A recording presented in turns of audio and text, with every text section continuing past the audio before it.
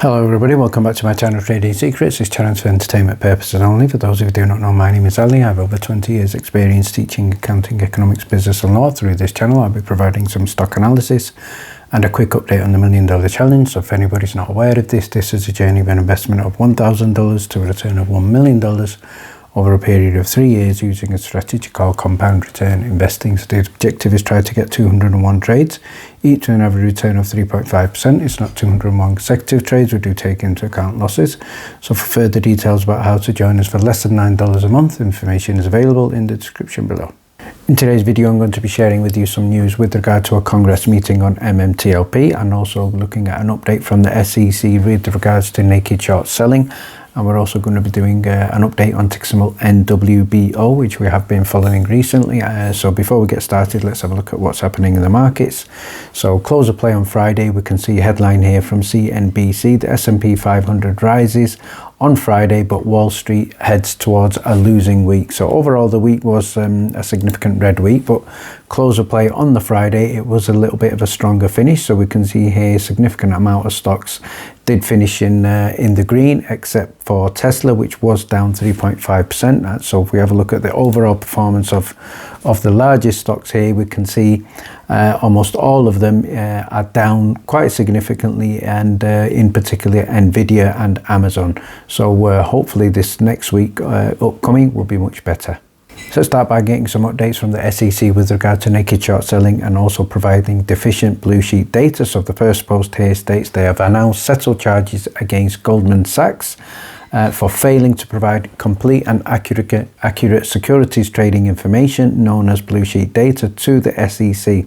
So Goldman have agreed to pay a $6 million penalty to resolve the SEC's charges. So certainly seems to be a fine that is certainly not preventative to the actions that were completed. The other post that they've shared here is they've just also announced settled charges against Citadel LLC for violating a provision of Regulation SHO regulatory framework designed to address abusive short selling practices, which require broker dealers to mark sale orders as long, short or short exempt. So obviously we know there was a failure here from the broker dealer to comply with this regulation, so hence the fine here for Citadel. So let's have a look at some of the reactions, but before we do that, let's have a look at the fine here for Goldman Sachs, who stated the SEC have stated that the fine is $6 million, and that was for providing deficient blue sheet data. So in the grand scheme of things, to be honest, that is not a huge fine. So let's have a look at some reactions, and it states here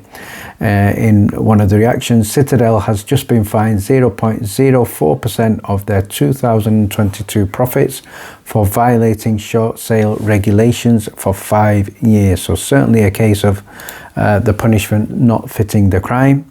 And reaction here from Josh, who states here 2 blue sheet enforcement actions in 1 day. So again, quite staggering there. And the quote from the SEC about naked short selling. So what they've stated here, Mark Cave, Associate Director of the SEC's Division of Enforcement, has stated that compliance with the order marking requirements of Regulation SHO is a key component of regulatory efforts to curtail abusive market practices, including naked short selling, and also including electronic blue sheet reporting. So they are certainly giving the impression that they are taking action. So a response here from Unusual Wales have said the SEC has charged Citadel for violating the order marking requirements for short sale regulations. The fine is $7 million for 5 years, and over this 5-year period, Citadel incorrectly marked millions of orders improperly,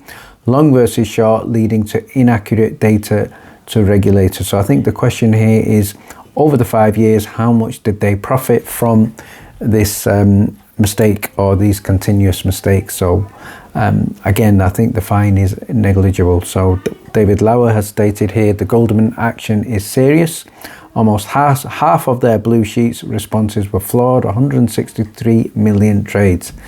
That's nuts. He is saying it's a tiny fine, yet another books and record violation that kneecap regulators' ability to surveil and enforce rules. No wonder so many are fed up. So Gary Gensler, you need to get your act together. Let's now have a look at the latest news from Congress regarding MMTLP. So shout out here to David Lauer, who's posted he just spent a week in DC meeting with members of Congress, the staffs and plenty of people over at the SEC. So he's talked about the equity market structure, abusive short selling, GameStop, and surprise, surprise, even MMTLP. So DC is paying attention right now to individual investors. So that's a great post. So what I've stated to David here is thank you for obviously from the MMTLP community, which is not going away. Glad to hear that our concerns are being taken seriously by the people at the SEC, and I do believe that change is coming. So Torchlight has also stated the MMTLP community needs help from Congress. Please subpoena the audited aggregate share count. Message to Patrick McHenry. We the people are asking the SEC, who is stonewalling Congress. MMTLP families are hurting because our money has been frozen 288 days. So certainly a positive message there. And this week, again, another reminder in terms of a key date for the MMTLP community. The date this week to pay attention to is to the 27th of September. So Gary Gensler will still again be answering questions, and hopefully he's certainly held for account for his inactions on MMTLP. And then other developments we can see here, Mark has updated us with regard to his legal challenge, and he stated here filing coming soon. Once filed, he will do a space and to discuss and go over what we can expect from FINRA and the Appellate Division Court. So we can see this is going to take place in the New York Supreme Court. So we do look forward to that. And the other update is from Don Fizz. So credit for Don Fizz for, again, a very valuable member of the community. So credit to him for sending approximately 1,757 emails. So as we've just seen from David Lauer, these messages and these emails and obviously all the contact that everybody is making with Congress members is taking effect. It's also having a strong impact. So we must certainly continue to do that. Finally, I'm going to finish off by having an update on ticker symbol NWBO. This is a stock that we have been featuring over the previous few videos, also known as Northwest Bio, trading on the OTC. So this is a stock currently in tremendous momentum. I believe we are going to see some resistance at around about $1, and if it can break $1.16, we could see a significant breakout above that. But certainly a stock that is going to have extreme amounts of volatility with pullback. So let's have a look at the chart. So we have a look at over the previous 1 month. It's up in excess of 88% over the previous 5 days. In a significant red week, it was also up 44%, closing at $1, and again potential much more to come. And finally, to finish off with a shout out here to Michael, who stated NW closed trading at $1. He believes that this is $100 per share stock, so we're looking at over approximately 100x. I think that's quite ambitious, but that's what he's saying. He also stating here, as a reminder, they released positive top line data for their stage 3 trial treating GBM lethal brain cancer patients. All patients live longer, all patients quality of life increased, no adverse side effects, no chemo, works in combination with other leading treatments, and applicable to all solid tumor cancers. So, and accounts for all 90% of all cancers. So Northwest Biotherapeutics is revolutionizing the way we treat most cancer types going forward.